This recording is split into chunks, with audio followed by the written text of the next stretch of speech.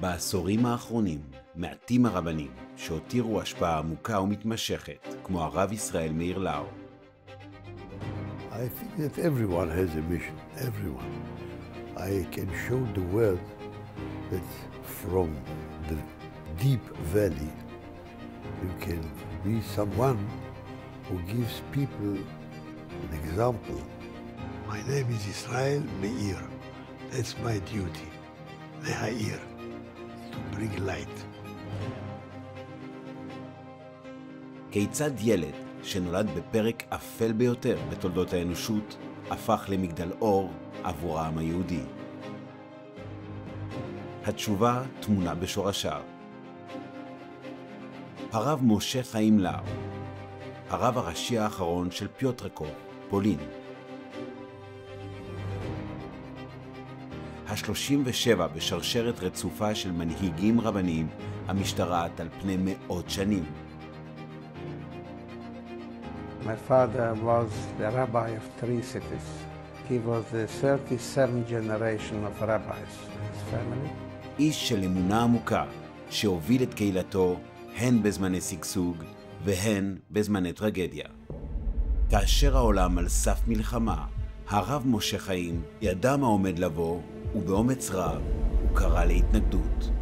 I asked my father what Rav Lau was talking about. And then after a few long seconds, he told me, he called us to riot, to revolt, to uprise. אך כאשר לא נותרה תקווה והזמן לבריחה חלף, הרב משה חיים קיבל החלטה שמעטים יכלו להבין. To endanger lives of innocent brothers and sisters because of myself, they will find other Jews that have a chance to survive. I cannot do it. I will wait for them in the shul with a Sefer Torah in my arm, and where my community is sent, where I go with my community. They didn't elect me to be the chief rabbi of the city, Piotrkov, only for good times. For such a period, I am also their rabbi, I am the shepherd, and I go with my people.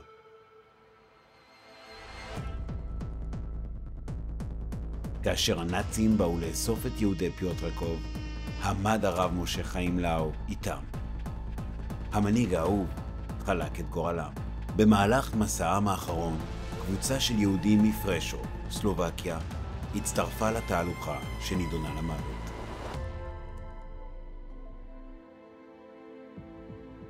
אלה היו מקהילתו הקודמת, הקהילה שאותה הוביל לפני שעבר לפיוטרקוב. אך שוב הרב משה חיים הוכיח את עצמו. מול איום המוות הוא דיבר אל שתי הקהילות ועורר את רוחם. הוא קרא להם להתמודד עם רגעיהם האחרונים, לא בפחד, אלא בשמחה. הוא חימם אותם והלהיב אותם ללכת לדרך האחרונה. נשארה לנו מצווה אחת ויחידה, כבר אין לנו יותר יכולת לקיים שום מצווה, רק מצוות קידוש השם. אז בואו ניכנס לקרמטוריום עם שירה על שפתנו, על כך שאנחנו זוכים לקיים את מצוות קידוש השם, והם הלכו לקרמטוריום בשירת כי בשמחה תצאו. ובאותם רגעים האחרונים, הרב משה חיים לאו הוביל אותם בתפילת הווידוי, והכין את נשמותיהם למה שעמד לבוא.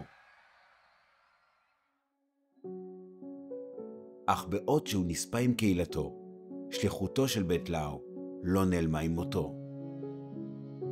בנו הבכור נפתלי הגן בגבורה על אחיו הצעיר ישראל מפני הנאצים.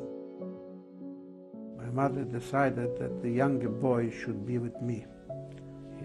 He will be safer with the men, and she wanted to save him, so she pushed him into my arms. And I found myself in the wagon with him. הוא הפדיר בו את השליחות המקודשת של אביהם, להמשיך את השרשרת הבלתי שבורה של רבנים בארץ ישראל.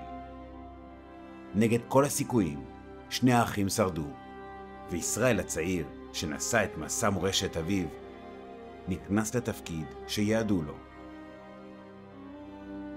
הוא הפך לחוליה ה-38 בשרשרת הרבנית הבלתי שבורה של המשפחה.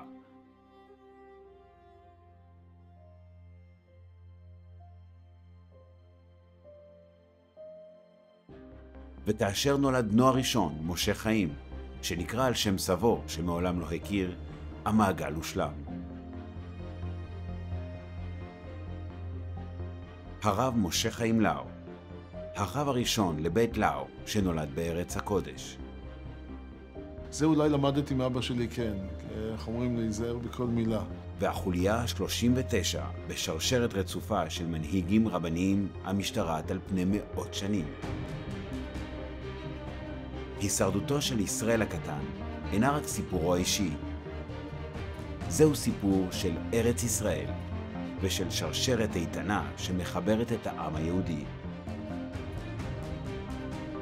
Our history, most of the Jewish history is in diaspora, not at home.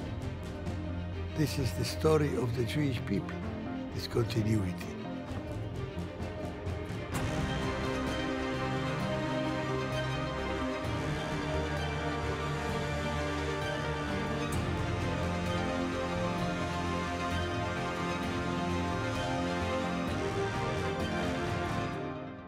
Oh, you let me free? 1 second, hang on. I give you back this. 1 second. This geschäft here from my pocket. Sorry. Hang on. Let me just get him on. He's real. Come closer. You are welcome. I will brace you. Voilà. Ahavat Israel. Ahavat Yisrael, yes.